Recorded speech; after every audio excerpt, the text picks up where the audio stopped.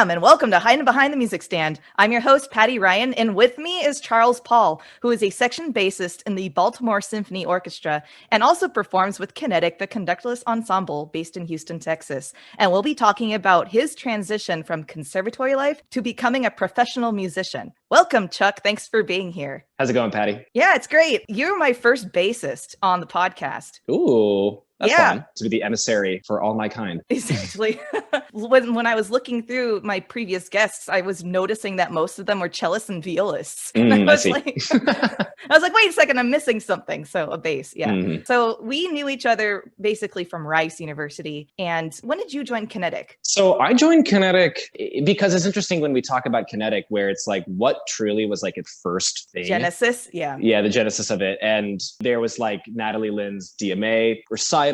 Then there was like another proto version of that. And then there was the big Thomas Tallis, in the church, the first season proper Kinetic concert. That was the first time that I played with the ensemble. I played. Was Thomas Tallis? It was Thomas Tallis. That's right. I remember now. Okay, of course. Yeah, it was Thomas Tallis. And I was in the second orchestra. So you can see the video online of this kid with way too much hair playing bass in the balcony overlooking the first orchestra. Yeah. If you want to recall listeners to Natalie Lynn Douglas's episode, she mentions about that as being one of her transformative performance experiences with Kinetic. Was that it was for us all. It also was this moment where everybody in this ensemble kind of looked at each other and they were like, oh, wait a minute, that was really good. Yeah. Like we could do this again. I was quite young. That was my junior year of my undergrad, the first semester. And I was playing with these people who were just like way above my pay grade, No, don't say that. It was so true. But for me, I was just like, holy crap, this was amazing. That was when I joined. Yeah. I mean, that's basically when I joined as well. So we kind of started Kinetic at the same time. Absolutely. And I wanted to talk about how eventually we settled into this groove where, because you preferred playing the third cello part. Yeah, I love playing in the back. Yeah. Yeah. And obviously so did me and August Ramos, he and I became two of the most frequent people to play bass together. So there was this golden time where it was me, August, and you, and it was it was Patty bass. Right. Where this squad of the three of us always had the same stuff. And I do remember the day that we were like, yeah, okay, Patty, you're an honorary bass player now. Yes, I know. Yeah. So the reason why was because sometimes the cello part would have a divisi. So that's where the music would split. And, maybe some front players would play a different music than the back players. So then most of the time that part would be doubling the bass part, which is a pretty standard orchestral technique to do. So therefore I became an honorary bassist that way. Absolutely. Yeah. Well, it's also because we would play these things where like, I remember in particular playing like Pierre Jalbert, like string theory. And these just like monster crazy bass parts and cello parts that were so weighted in the low section and stuff like that. And just you, me and August just bare knuckling, putting it down, big sound. And you were a bass player those days, Patty. And for me, it was such a joy because it's that opportunity to be the glue between the bass section to the cello section. For sure. And that's just such a unique role to have. I think that's why I loved playing in the back, because I had that unique opportunity to be putting my feet in both boats, so to say. It was important for us, especially in the way that the ensemble worked, where there was so much of this interplay. I mean, Kinetic is an ensemble that I don't really, I can't think of too many others that are anything like it. And for me, being a bass player, we don't really have a lot of opportunity to learn how to play chamber music. There's not a lot of rep, you know what I mean? We don't grow up with the same sense of it being this like ever-present thing in our lives. In fact, I mean, if you think of what the string quartet is, we have this entire library of material that's essentially denied to us as string players. Sorry. I mean, listen, it's mine. We're plenty pissed about it, but but just for historic reference, the string quartet did begin as a two violins, viola, and bass, and then we got it got upgraded. I guess it's true.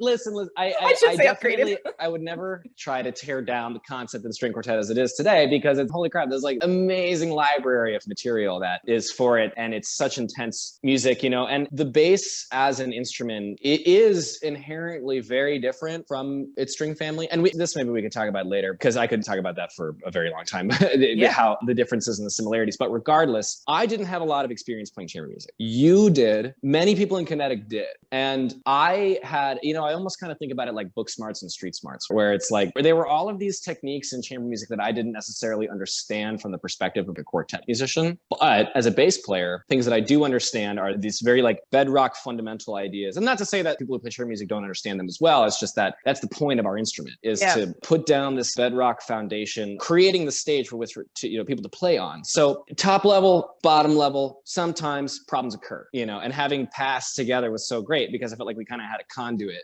to understanding that better for sure. Yeah. Oh, thanks. That feels nice that I was a part of that. But yeah, absolutely. I mean, one of my fond memories though of you, Chuck, is after a rehearsal of some kind. It could be Kinetic, it could be orchestra. Just after practicing, we just walk over and hang out at Valhalla, which was the hole in the wall bar at Rice University. And they sell really cheap beer, like, $1 beers. And I essentially rented a room there. Yeah. And it was just having those outdoor hangout chill moments was always really fun. And I associate a lot of positive memories with you and us hanging out. Yeah. There's not another place like it. And especially to have all these musicians and friends, and I mean, like the conversations that we used to have about music, you and I even there over a beer or two, those were some of the most formative years of mine there at school. So boy, howdy, I miss Valhalla. Let's talk. Tell me about Jean-Luc. Oh, my little boy. Yeah. I should specify to our audience that my little boy is my cat.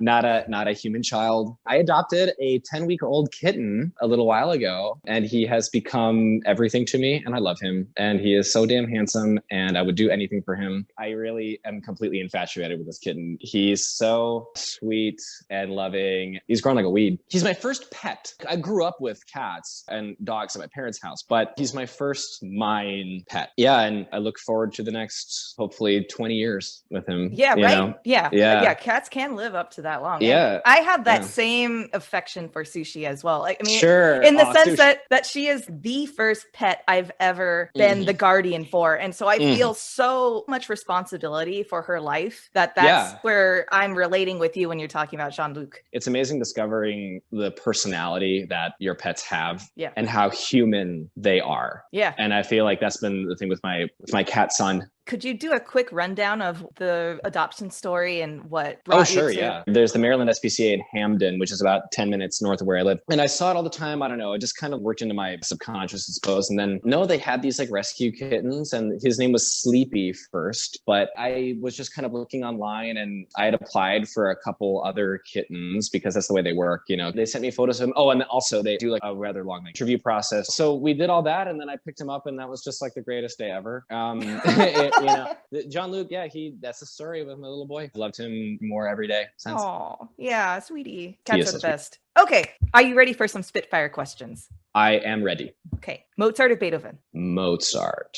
Interesting. That was hard, though. That's not fair. What? Okay, Wait, the question's not fair. That's so hard. Shostakovich or Prokofiev? Ooh, Prokofiev. Netflix or video games? Video games. Basil or cilantro? Ooh, cilantro. Nice. Harry Potter, Star Wars, or Lord of the Rings? Lord of the Rings. Symphony or chamber music? I kind of got to say symphony. Okay. Yeah. Okay. I play bass. Yeah, fair enough. Coffee or tea? Coffee. Even though I wish I was more into tea. Coffee. Okay. Favorite practice room? Ever? Yeah. Oh, at Rice University Shepherd School of Music, there are 2 rooms devoted only to the double bassists because our instruments are huge and getting them up the stairs suck. So we have 2. One of them is called the fishbowl because one whole wall is a window that goes into a courtyard. So everyone can look at you practicing. Many amazing memories in there for the 6 years I was at Rice. Got to go fishbowl. Fishbowl. I do remember what you're talking about. Yeah. Favorite professor shout out? Oh, crap. Because I'd love to shout out my teacher, Paul Ellison, of course. Dr. Walter Bailey. I know you retired, but you were amazing. He was my modern music history teacher, and he was immensely creative and somebody who got me into everything. Dr. Bailey, I love you wherever you are. Hope you're safe. Hope you're fine. Most inspired musical hero of any genre? Oh boy, Prince. Yeah, I mean, now I'm like a honorary Minnesotan. Like now we're all proud of being Prince. Absolutely, yeah. He is one of the most all-encompassing musicians of all time. He thinks about music from every angle, and part of why his music is so complex is because he plays every instrument on so many of his tracks. He thinks about everything at each level of the orchestration. If you have never heard the Prince album Love Sexy, it's an album that's one continuous, there's only one track, but many songs. He refused to cut them for the radio, which is why many people haven't heard it. It's an absolute masterpiece. I'm amazed how few people know that album, but you will not regret it. It is a complete and total bop. Okay, listeners, check it out on our Spotify playlist. Most transformative performance experience? I played Olivier Messiaen's Taranga Lila at Tanglewood in 2016. It's a piece that's about an hour and a half long. It calls for about 115 something musicians. It requires someone to play an Ons Martineau, and there are like 4 people in the world who play that. Could you describe what it is? Yeah. So an Ons Martineau is an electronic instrument that is a keyboard and a ring with a string above it to create vibrato. It sounds sort of like a theremin, except even weirder. It also has this really, really insane left-hand big organ stop that you can push to create this big like wahing effect. Playing the piece is very hard and very expensive, so it doesn't happen very often, but it's a 10-movement work about love. I know it's a very basic idea, but it's music that is at first very bizarre and a little bit hard to penetrate. But when you do, you will discover some of the richest, deepest caring anybody has been able to put on paper. Imagine just hearing all 115 people in an orchestra, double winds, double brass, huge everything, 10 basses, whatever your heart desires, playing a chord for 45 seconds. By the way, much longer than you think. Straight, unwavering, quintuple forte. I know that sounds great. Trust me. No, it's glorious. I got to play it with Stefan Asbury. I have yet to feel a part of a sound that was so intensely powerful and human. Wow, what a description. I literally love that piece to death. No, man, I want to play it now. Yeah. Next piece you'd like to learn? Oh boy. I've been rather busy at work. I haven't thought about that. But how about let's go, hey, I know, Brahms' E minor cello sonata. Oh, what?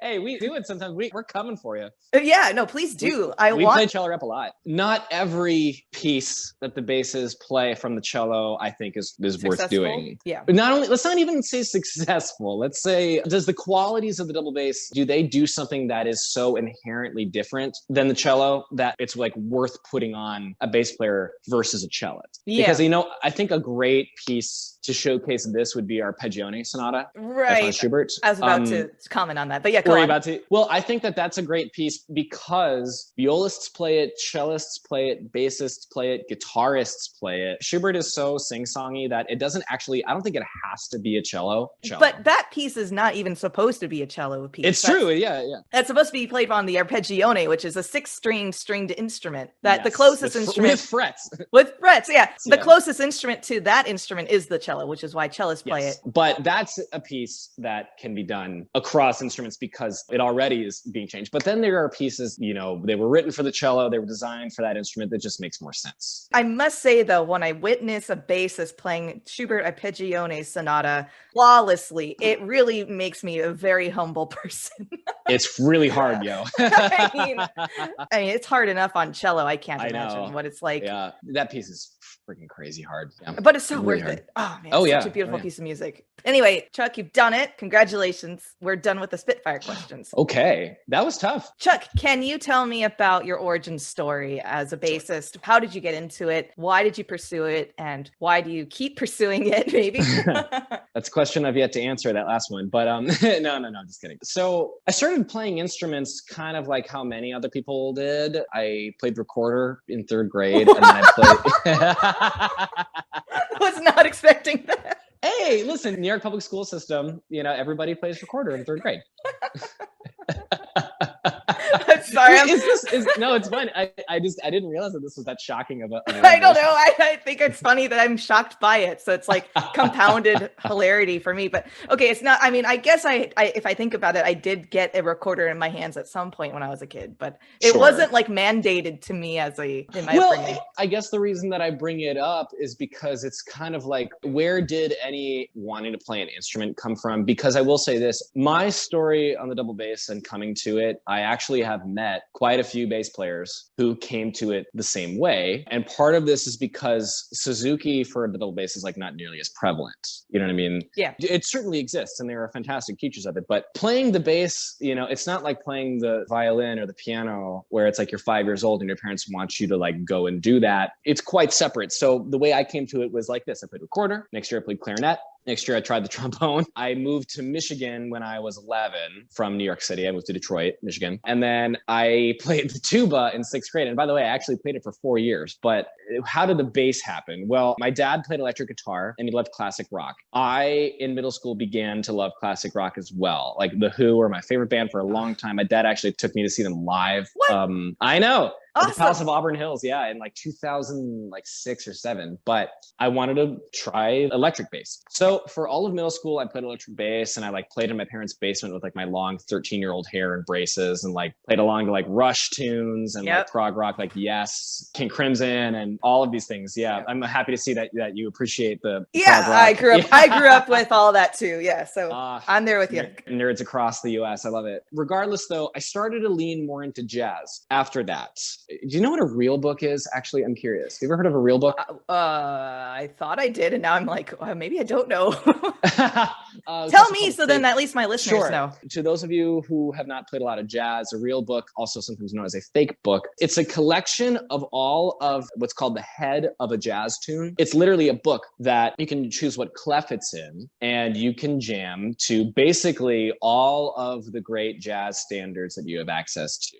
And sometimes why they're called fake books is because some that were, let's just say, copyright nebulous were massively distributed and stuff like that. And I had one. And my dad runs the Detroit Music Hall for the performing arts in Detroit. And so I knew a lot of jazz musicians there growing up, saw them. Long story short, I got into jazz. I started high school, and where I went to high school actually had, and still to this day, has a very successful jazz band. I couldn't join. Wait, I have to ask a quick question. You were joining at this point with electric bass? Yes, with electric bass. Okay, so you still haven't had the wooden instrument in your hand yet? I have not at this point yet. Okay, I just wanted to clarify because when you're talking jazz, it can go either way. Excuse me. I wanted to join this jazz band. Dan White, the leader of the band, the teacher, told me, sorry, we already have 2 seniors playing bass. You're going to have to wait a year to audition. But in the meantime, why don't you join Orchestra and learn some upright for when you come to the jazz band? Got it. So I was like, okay, cool. And there I met James Gross, who was the director of orchestras at my high school, who is one of the most supportive and lovely people I've ever met.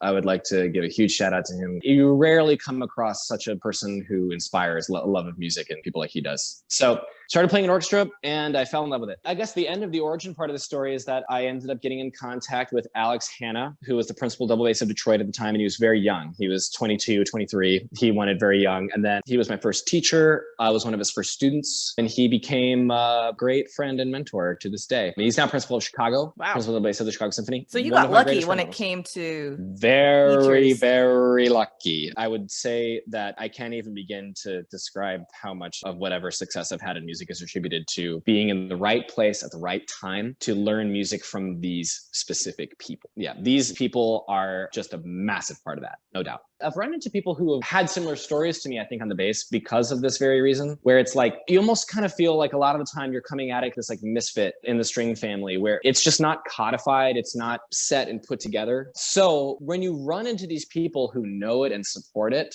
you're in. They are the reason that there's such a tightly knit community of double bass players, because it is. It's a very small world. It's rare that I hear a name of a bass player and I don't know them. There's definitely a cohort when it comes to the bass family. Let's put it that way, right? That's putting it mildly. And it's funny because, you know, the stereotype of bassists is that, you know, when you see a congregate of bass players together, all they talk about is how to play bass and the certain techniques and rosins and whatnots. And it's like, it's so fascinating to me because I don't know, as you're saying, like there is a slight difference between violin, viola, and cello family to the bass, the tuning of the bass versus the violin and viola and cellos. Sure. Tuning on a bass is in fourths and we're in fifths. So they parallel each other, but they're just a bit different. So it is that small difference that creates this really large gulf of understanding between us. Even just that creates this long list of things that have to be thought about a little differently on the instrument. And also the thickness of your strings strings too, Oh, yeah. and the largeness of your instrument. And there's different even ways of holding the bow. That's like, Oh, you yeah. know, I guess I was just overall commenting on the fact that bass players really find each other and they're really Sure. like buddies for life. That especially happens when you're young. As fun as it is to talk about strings and rosin, as you grow older and you grow a little more into the maturity of your musicianship, I think it's important that you start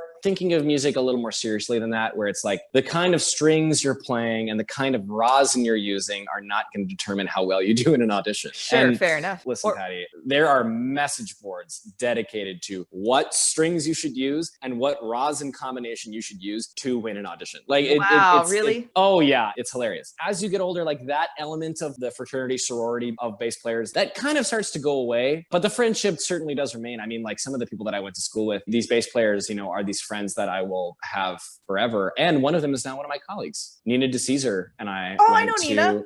Yeah, you know, from Tanglewood probably. Yeah, absolutely. No, Nina and I are here together in the section of the Baltimore Symphony Orchestra, and who knew, you know, that we'd both end up in the same place, but we did. So that's all I have to say about that idea of this bass family, because it's certainly there, of course. It's just the reason it exists is because of how odd the instrument is in comparison. But over time, the differences between us and the cello and the violas and violins, you know, it becomes less of this big barrier between us. You know, it erodes over time. I also even want to touch a little bit. The tightness of the bass posse is also transcendent to even the actual physical instruments. I remember at least talking to like Nash. Oh, yeah. About certain basses and how rare it is to find them in circulation being sold, again, because these instruments are much more difficult to preserve because of their largeness. They're easier to crack, they're easier to have, you know, certain maintenance issues, or they've even transformed drastically. Absolutely. I could briefly touch on that. First off, also, Nash, how you doing, man?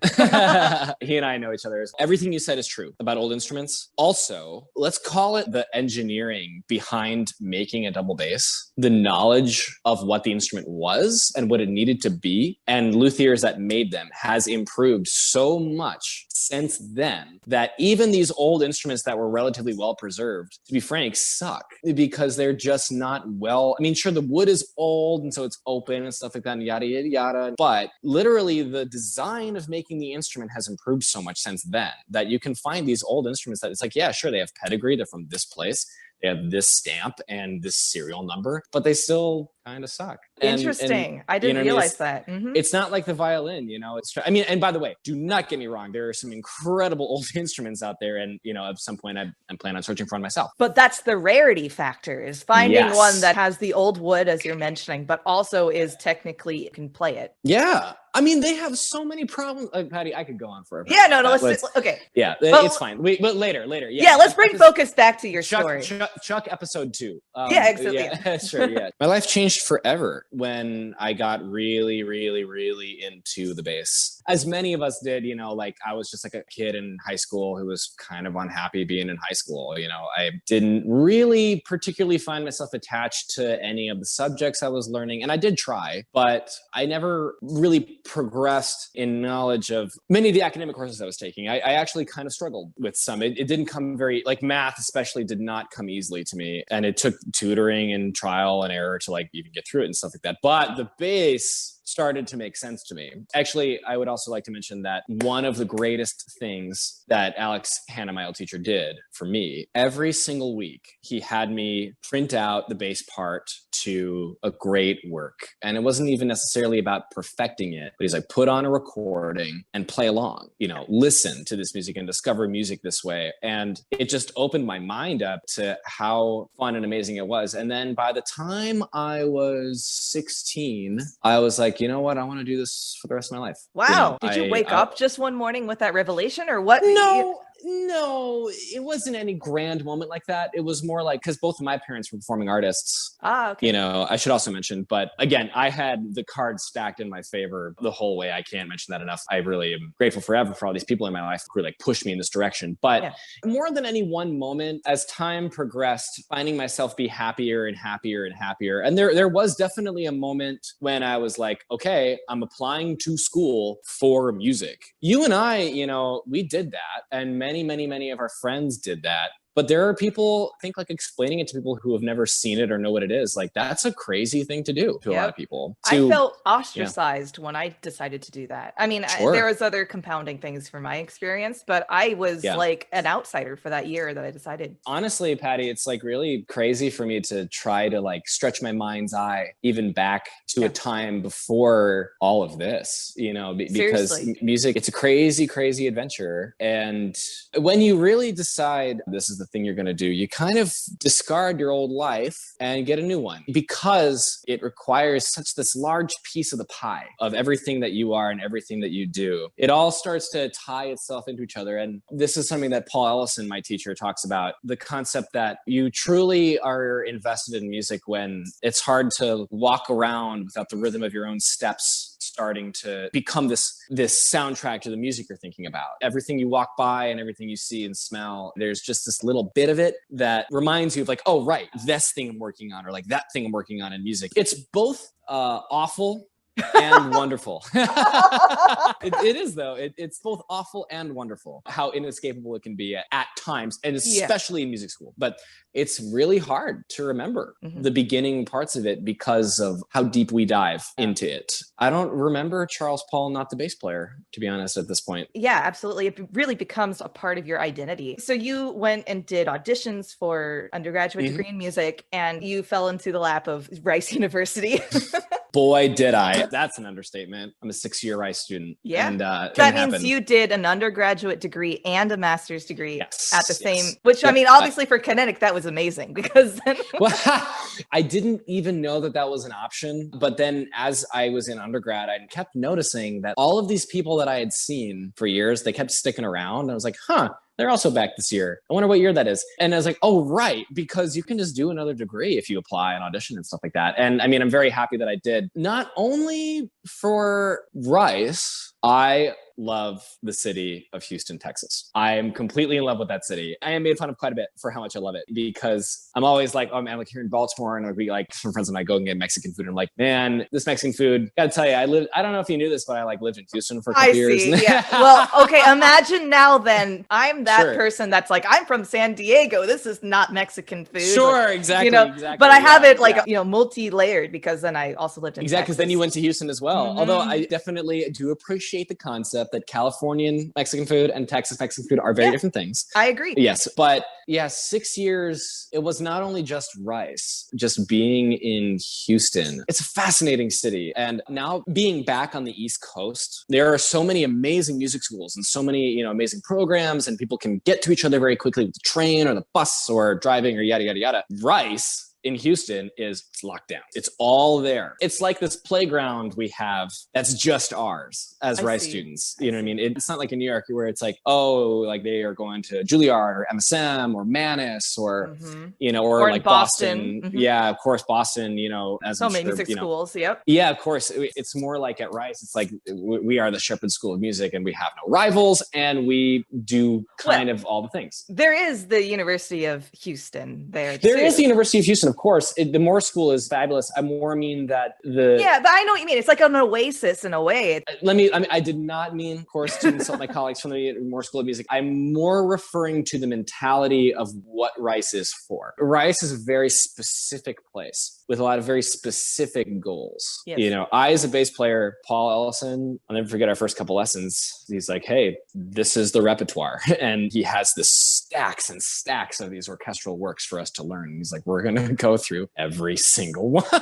You know? And we did. You know, that is so different from a cellist to a bassist or a violinist to a bassist. We don't sit down with our orchestra repertoire and go through, you know, the hard, well, we have extra classes, but it's not like our primary thing that we bring to our primary teacher, you know? It's everything to us. I mean, it's not everything. We of course do recitals and have great rep, but the core of the understanding is most certainly the orchestral repertoire. And, you know, me and the colleagues I knew, we became warriors years. We've trained every day to like run these excerpts and have these ideas about it. And by the way, I should also mention, while I predominantly studied with Paul Ellison, I mean, Rice is blessed to have two of the greatest bass players and pedagogues of all time. There's also Timothy Pitts, who I spent quite a bit of time with at Rice as well, and who is one of the most amazing and positive. He's like this like stonemason who just, he finds this way to like chip these things out of you and express amazing things. But I just felt like I had to mention him because I'm talking about Paul so much as well. But for me, like I spent all of these years submerged within this program about the orchestral repertoire and further study,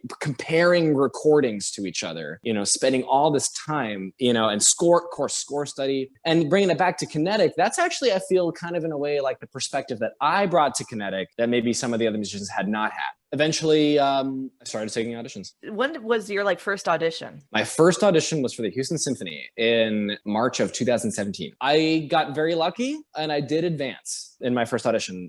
Little did I know I would not advance again for a little while. But no, I got quite lucky. I also had gotten on their sub list earlier that year. So I spent some time subbing with them. If you want a brief rundown of like my audition journey, it's kind of interesting, I suppose, but everybody's kind of got one. The journey is very different for everyone. I took that audition and then I took Detroit, my hometown, having studied with the principal there. Kevin Brown is one of my great friends and another one of the most incredible people I've ever known. And I did not advance. And I was like, okay, well, that sucks. But was that something you weren't expecting, basically? You're kind of expecting? No. The thing about auditions is that I learned this the best by winning one, which is the weirdest thing, where it's like every committee, each person on a committee has this very specific table of contents. What are they looking for? What do they want? And it is so impossible to guess what that could possibly be. But of course, you know, there are, you know, the golden rules, being in tune and playing in time and having a basic understanding of it, you know. But I found success in my first audition. And then I went through the first year of my master's, I would unequivocally say was the lowest point of my time at Rice, for sure. I ran into very little success and I was having a lot of questions about myself, like the music I was making and what I liked and stuff like that. And, you know, speaking of Tanglewood, like I'd gone to Tanglewood twice. Mm-hmm. So bass players can't go a third time. So I was done with that. And then I applied to other music festivals. I didn't get into anywhere. What? Yeah, I know. I got waitlisted. How dare they? I'll get defensive for you. I mean, listen, they made the decision and that's fine. And I'm not bitter about it anymore. But there was a time because at Rice, you know, everyone's talking about what auditions are you taking? Oh my God. What festivals are you going to? Yep. You know, it was certainly a big thing. And so I left for the summer of 2018, a little bit with like my tail between my legs. And I had the summer of not a lot to do. So I started trying things. I was like playing music with amateurs and I learned this Jacob Druckmann piece called Valentine, which is a really insane piece for the double bass. To all you listening out there, check it out. The piece is one of the greatest for the double bass ever. Okay. And you'll see what I mean. You need a timpani mallet because you actually hit the instrument a bunch. Oh, awesome. Like it's not just chaos. It's very specifically written. Jacob Druckmann was a genius. But regardless, I found success in auditions when I really was able to let go of the idea that I could guess what the committee wanted. You know, I went there and I took the Houston audition again, actually, and I didn't advance at all. Mm-hmm. But that was my second year of my master's, but I wasn't deterred. I was still happy with how I sounded. And then I was in the finals for the Dallas Symphony. That was my fifth audition. And then Baltimore, I almost didn't even take the audition. You know, it was summertime. I was driving around. I just left Houston. I had just finished Spoleto. I was really tired, but I was going to go to New York to play with the opera company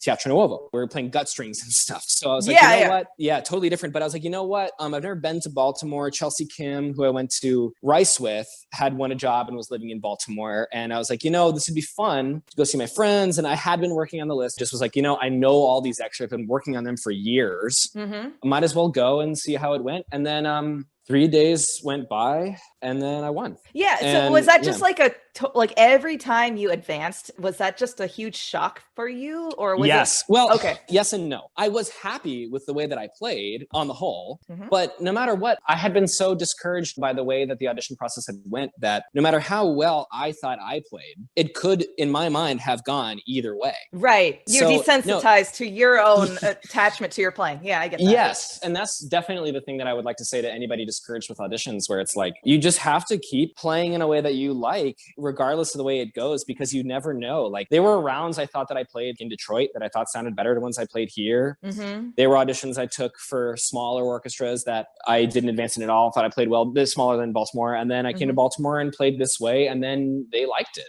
And then it worked out, and my life changed forever. Yeah. I really can't emphasize enough that you will never know. You just won't. It's a fool's errand to try to predict to really, what they, to predict what they want and how it will go. You just gotta go. you just gotta, You have to play for yourself and for the enjoyment of what you love in the music or in the if you don't like it, if you don't like it, no one else will. Right. That really, even looking back on it now, that's why my first year of my master's was so miserable, was because I was trying to be somebody that I wasn't. I was trying to play in a way that wasn't me. And that is the biggest mistake you can make, is to truly go against the grain of what you like, because that's why we started this theoretically at all, is that we like the music we're playing. If you're not satisfying that, then boy, like, think about it like this. If you win a job playing in a way that you don't like to play, you will be expected to play the way you won. Right. And you will be unhappy. If you win a job being somebody you aren't, you're going to have to keep being that person that isn't you. And that's going to make you unhappy. I mean, not to make a joke out of it, but I mean, Chuck, that sounds like relationship advice too. No, sure. Absolutely. Yeah. If you're in a relationship with somebody and you don't like the person that they think you are, then it's going to suck. Yeah. Right. I'm sorry. It was like, that's literally what people say. Yeah. All right. Well, yeah, this is Love Line. Yeah, exactly. Right? Yeah, you know? No, but fair enough. So now you're in Baltimore and you've been with them. Well, it's coming up on 1 year. I should explain that there was a lengthy trial process. The position that Nina and I auditioned for and then were given trials as were principal of the orchestra. And then they decided to offer us both a section position. And then I moved to Baltimore right at the top of February. So I played in the orchestra for 5 weeks before everything got shut down. Can you tell us about what's continuing to happen with Baltimore Symphony? You're telling me that you've been working and you've been able to go in the hall and produce concerts, at least recorded concerts. Tell me more about that. The Baltimore Symphony Orchestra is back. We have been working now, no audiences, and we have the expert guidance of Dr. Stephen Ganji from Johns Hopkins University, epidemiologist. He has been reviewing all of our guidelines. We have been distanced. We have been in masks, and we've been recording. Honestly, it's been crazy because I've been going into, I should also explain that we have two different cohorts. One cohort is in the morning, one cohort is in the afternoon. We work from Tuesday to Saturday, then we have the weekend off. I can't describe how good it is for the soul, after all the time that we spent apart, to be back. But the way that we are doing concerts is a little different because we just actually came out with our first episode of the Baltimore Symphony Orchestra Sessions, where we are combining our recordings of our performances that we make with musician interviews, some like backstage stuff, behind the scenes things. It's almost like a sandwich of musical content, interview, rehearsal content, recording, interview, and that is available, by the way. If you would go to bsooffstage.org, you can access our content available. It is $10 per episode or $20 for all access for the month. Plenty of really amazing things going on there. More ever to come. We've recorded a ton. We are following every guideline to the letter. Everyone's been very, very good about it. We are constantly reviewing everything, to make sure that we are being as safe as possible. And we are very, very fortunate. No kidding. I think if you see the things that we're doing, you're going to enjoy how personal it feels, because we really want to emphasize that everything that we are doing is in an attempt to involve the people that love the symphony as much as we can. Yeah, you miss your audience. Oh, we miss, as we all do. We miss the audience so much. But this is truly what it means to be adaptive to this kind of environment. Absolutely. Adaptive is the best word, I think, for it. Thinking on our feet. Musicians are inventive and creative people inherently. And the times that are the hardest can often inspire the greatest creativity. And I've been so amazed. I mean, even things that people just do on their own personal level, like making, like a cappella videos on their own, stuff like that, or like master classes. I love the music content, like, of course, Haydn Behind the Music Stand. This started also during this time. Absolutely. It's like, what a time of extreme and colorful content creation. That's our contribution from the Baltimore Symphony Orchestra. Think of it like a TV show. Every Wednesday night, sit down, get your popcorn, get a drink, tune in to see what on earth we're doing at the Joseph Meyerhoff Symphony Hall. Awesome. Are you ready to take a break? Sure. Absolutely. Great. We'll be right back.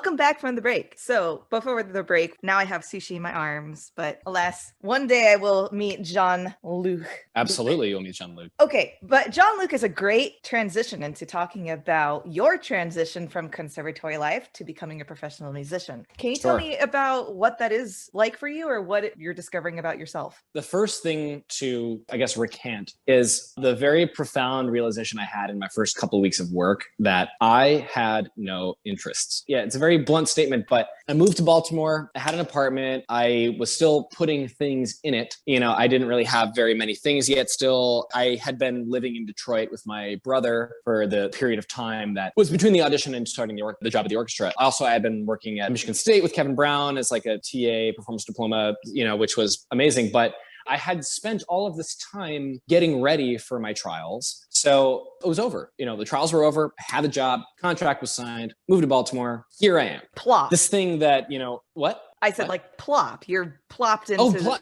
Yeah, it's like you're just there. After all of this time of working and dreaming and thinking and imagining like what it would be like to like move to a new city and start a job. And especially having gone to Rice and focusing on auditions for so long, we had been dreaming about it for so long. Right. So I remember, I'll never forget it. It was a Saturday night and we had the Sunday off the next day. I went out after the concert with some of these new friends I had in the orchestra. You know, we played a great concert. We went out. It was super fun. I came back to my apartment and then I went to bed, woke up on Sunday and everybody was like, oh, I'm going to like practice today, or I'm going to like do this thing. I'm going to do that thing. And I'm like, okay.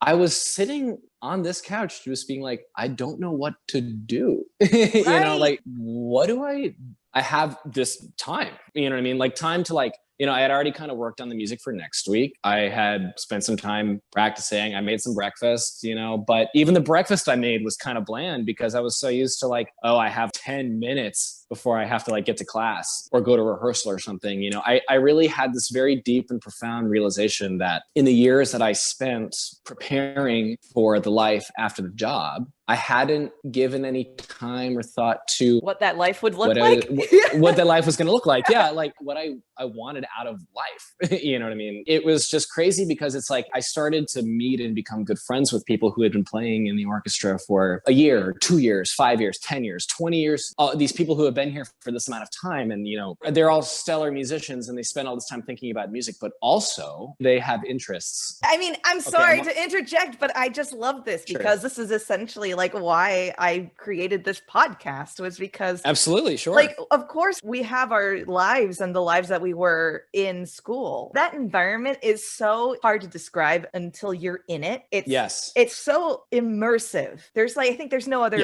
way of me describing it just other than immersive. You are immersed in music. You're breathing and dying for music every single day. It's your entire goal to become a quote unquote successful professional musician. And that again is what you're saying. I'm reiterating, you don't ever really plan for what it's going to look like once you do get to that stage in your life when you're saying, yeah, I am employed. I am getting paid to do this. I'm in a symphony. I'm in a string quartet. I'm freelancing or, you know, whatever avenue you go down. And so part of me was like, I know that we are more complex people than just music. Our entire lives is not just about live, breathing, and dying for music as well. There are other things. So anyway, I'll get off again my soapbox. No. But that's so true, is that it's almost as if music is like a music school, I should say, is like, it's like this bubbling oil that you just get put into. And your day-to-day life is kind of volatile in a way where it's like, oh, I'm going to be doing this with this thing and this, that thing. And then, oh, I'm going to go see these people. But at the end of the day, most of the time it comes back to working on music and stuff like that. It's like you treat not only yourself, but the people around you in the same way for a lot of the time you're there. It can really come down to that. So I think that because we had talked a little bit about comparing audition taking, music making to relationships and dating. Yeah. In the time that I was in music school, I knew many of my great friends and colleagues who maintained this idea that we are musicians. They go on like Tinder or they go on these dating apps and stuff, and they see people who don't play music professionally or, you know, as their modus operandi. They see these people who aren't like us and they say, I don't know if I could seriously date somebody who isn't a musician. Right. And I say, why? And they say, well, I just think that they're probably going to be boring. Ah, interesting. And to put this frankly, no. These people who do other things. You know what I mean? They have a job, sure, but they also go home and do other things and have They hobbies have and a interests. 9 to 5. They Yeah. have a And they then, can close the door yeah. on their job Yeah. and do something else. Yeah. It is so the opposite of what you think. They are not boring. We are boring. We spend all day doing the same thing over and over and over In again. one room? In one room. And we go almost nowhere and do almost nothing except this one thing. They, just because they don't understand maybe some kind of, higher plane of understanding about, Beethoven or Wagner or Strauss or yada, yada, yada, that does not make us interesting inherently. You know what I mean? It's like, yes, these are interesting things to a certain extent. But the amount of conversations that it's like, I mean, I'm not speaking to you, obviously I'm speaking to like this hypothetical, like this other musician. It's like the amount of conversations that we have, especially bass players, that come down to like what kind of like, oh yeah, like I tried like a 60%, 40% mix of Hops bass rosin and Colstein bass rosin. Do you think there's anybody out there other than us that thinks that's interesting? It's like, no, that's not the case. So joining the Baltimore Symphony Orchestra and moving to this new place and everything I just said was this really amazing like wake-up call to me that it's like, you know what? It's a time not only to work hard at the instrument, it's a time to work hard on like being a person. Discovering who you are out, discovering who I am. What do I like? Or maybe, can I even ask, because you said you don't remember the Chuck Paul you were before bass. Now is the time to like rediscover that, but fuse it with your love of bass, right? Yes, absolutely. Well, that's the thing is that it's like, well, I mean, I will say COVID made this a lot easier. Well, playing video games was one thing that I used to do when I was younger for a long time, and now I do it again. But also things that I never before had thought to try. I started doing watercolors a couple months ago. That's awesome, dude. I definitely can tell you I am not very good at it, but practice makes, practice makes perfect. It's true, but it's beautifully calming and soothing. It's almost kind of like applying the focus I do to practice, but to like mixing paint. And it's so low stakes. My tenure doesn't rely on it. My dental insurance doesn't rely upon how well I can watercolor. It's just a thing I do. That, and especially cooking, having the time, and not only the time to do, but the time to fail. I have the time to try things I've never tried before in the kitchen. And frankly, I've failed at them the first couple times I tried them, but I had that mental space to think about what I wanted to do differently and what I wanted to improve and what to do this time and what to do that time. And something that had absolutely nothing to do with the double bass. It had nothing to do with it. And that's sort of applying the lessons I learned as a music student in the sense of caring about something and getting invested in it and becoming more learned about it, but something that had absolutely nothing to do with music. It's been a joy to surprise even myself with the things that I like to do. Started cycling this summer. Again, not very good at it, but I get better at it each time I do it. And that's important. I love everything you're saying right now, because basically everyone's got to start somewhere at any activity. No one, at everything. It's very rare for someone to be a prodigy at anything. Like we think of a prodigy as a musician thing to do or whatever. Like it's very, very rare to do that. Everyone starts somewhere. But what I love about what you're saying is that essentially what you're bringing to all the activities you're trying out is the musician's way of experimentation. It's like, you know what I mean? Sure. You are still being a musician. Everything that you learned in conservatory or your tool was the bass, but what you inherently learned was the process of discovery, the process of failing, the process of perfecting and figuring out what you do like and what you don't like and figuring out what your voice is. Yes. I mean, I guess when people think about musicians, we think about us as in pop culture as these eccentric people. And as you're saying, like we actually are kind of boring. No, we're boring. But at the same time, we learn how to adapt. We learn how to find certain things that maybe are completely unrelated to the tool, but that there's a skill set that we learn. Absolutely. I hope that's not too preachy. I mean, I think if you were to ask the question, what does it mean to live a musical life? Because I think that that's something that it's a phrase I hear on a semi-regular basis, like living a musical life. And not only as a musician, but I think that at the end of the day, the never-ending project, the concept of that, the quest that can't be finished is learning an instrument. You know what I mean? It's something that will never, ever, ever end. And that's why we do it in a way, because how awful would that be to reach this impassable wall of what you can do on a thing? And I think that approaching other things in life in this way, trying to cook these things that are much beyond my understanding of taste and much beyond my understanding of the science behind it. The chefs live musical lives.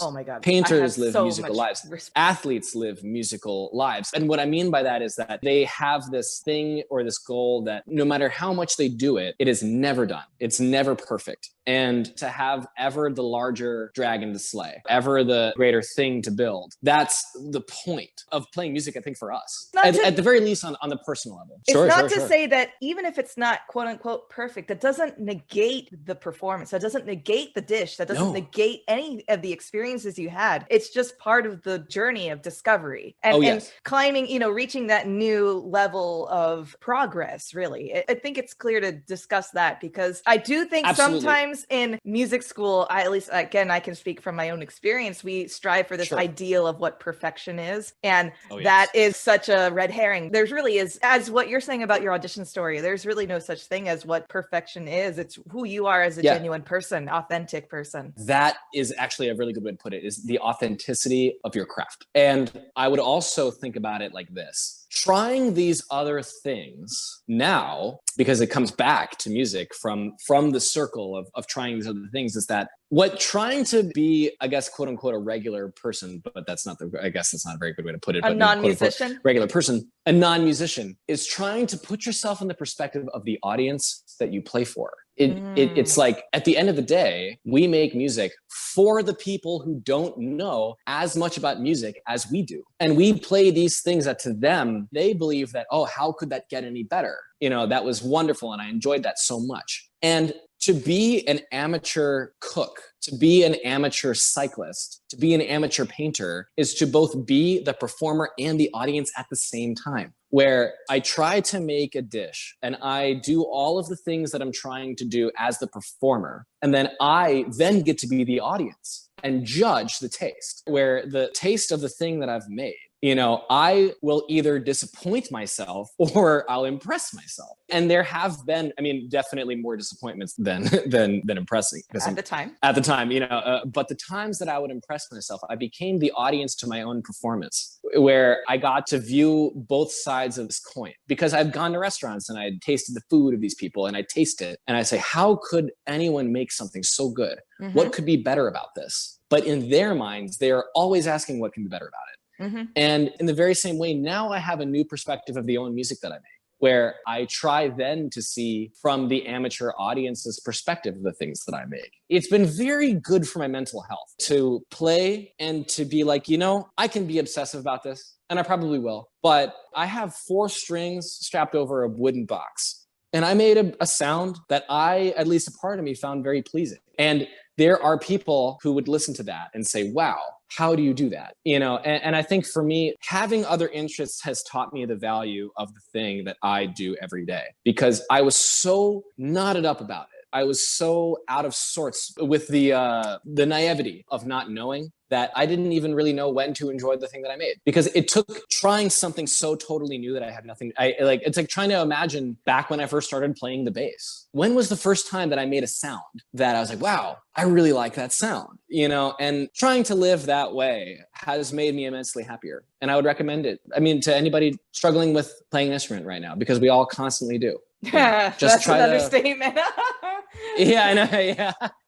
Just try to see it through the eyes of somebody who is amazed by what you do. Yeah, the point I wanted to make in what you're saying, though, is that at one point you had that question of yourself when you're saying, how does that person do it? How did that person create this? How does Edgar Meyer do this? Or what? Just to bring up. Yeah. Oh God. Yeah. I continue to ask that question. Yeah. Yeah. How does Edgar do it? Yeah. I have my mind continuously blown by Edgar all the time.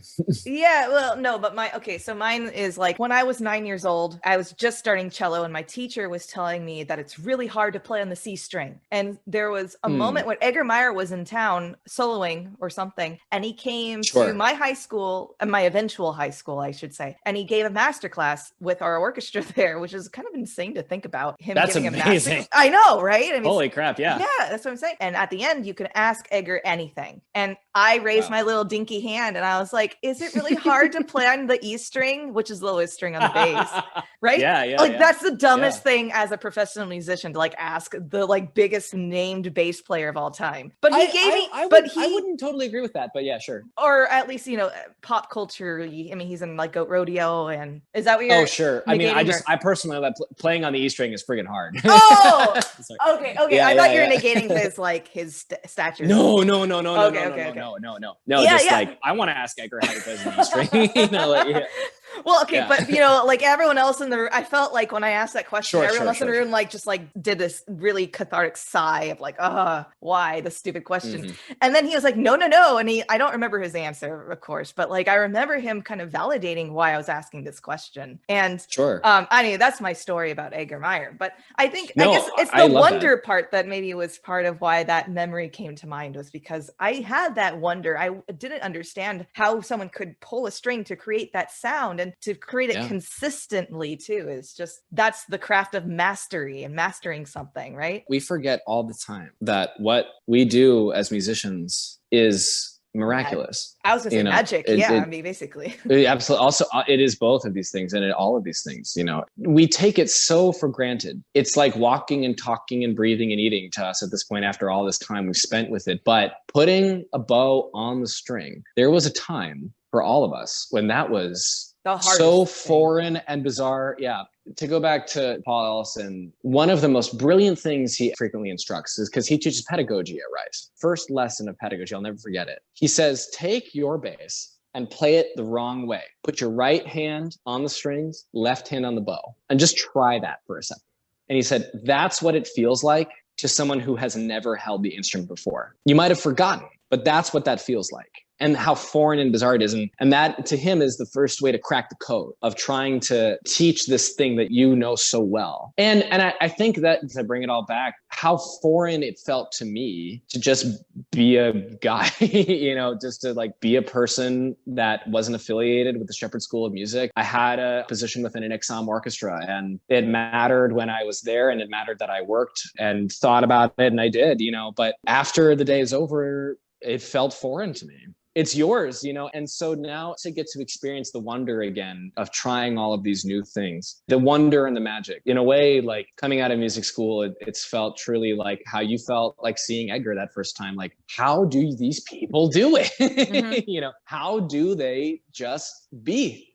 Every day it's a new task, I'd say. Yeah. The other part of finding that wonder in these new activities is realizing how instinctive you were towards music, and then not taking that for granted. That's kind of a weird way of putting this, but I think that it's humbling, I guess, is my point, right? I feel like in a lot of ways we have very similar realizations in our life, at least when you're telling me your story and where you are now, because I also had a period of my life here in Minnesota that I was not sure. I only knew what music was and maybe said I had these outside interests, but I never really actively participated in them. And it took me a while to even also go out and discover new activities that I might enjoy and experiment that way. Yeah, it is a sort of a waking up call from getting out of a conservatory environment to living a normal life like everyone else is doing and catching up in that way. But out of all those activities, what has stuck out to you the most to be, maybe one that you want to pursue for the rest of your life? I would say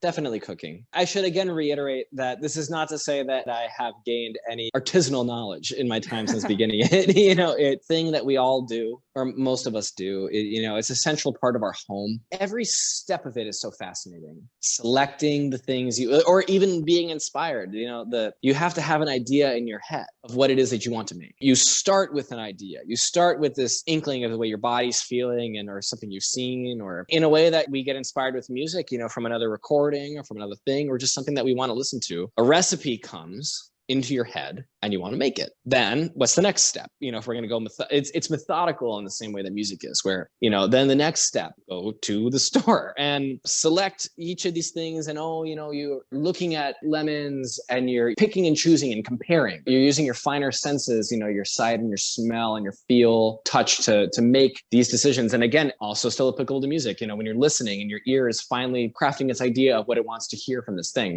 then, the main event, you get set up and you have all of everything you need, your utensils and all your ingredients are laid out, and you begin the methodical process of putting it together, chopping and dicing and preparing, or using all of the knowledge you have and then going back to your recipe, like going back to your teacher, for a cross-reference to, are you doing the right thing? And then you start cooking. It's like the performance. You're not only smelling how it all is, but you're also listening. You're listening for sizzle and crackle and pop, among all these separate things going on right now. You're gathering all this information and you're trying to time it all out perfectly, and you assemble it. And then in a way, the performance is over before you take the first bite. The product is what it is. It's finished. Well, that's what you're saying is the moment that you take the first bite is the instant you become the audience member. The instant you become the audience, because then it is your place that you assume judgment. And that really is what it is, and not to put it in a negative light, but it's judgment. It's trying to, maybe assessment might be.